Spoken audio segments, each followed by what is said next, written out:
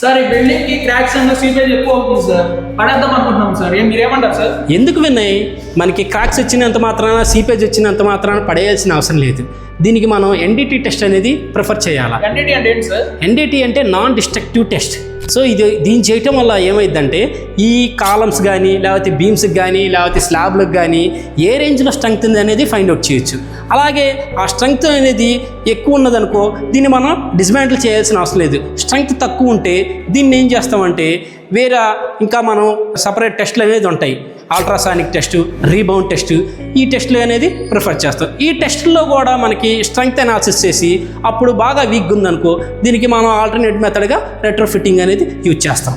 ఈ రెట్రోఫిట్టింగ్ ప్రిఫర్ చేయడం వల్ల దీని లైఫ్ అనేది పెరిగిద్ది. అలాగే మీ బిల్డింగ్ అనేది డిస్మాంటిల్ చేయాల్సిన అవసరం లేదు. ఎన్డిటి టెస్ట్లు చేయించుకోవాలనుకుంటున్నారా? అయితే సివిల్ టెక్నోక్రాక్స్కి మెసేజ్ చేయండి. ఇలాంటి మరికొన్ని వీడియోల కోసం సివిల్ టెక్నోక్రాక్స్ని ఫాలో అవ్వండి.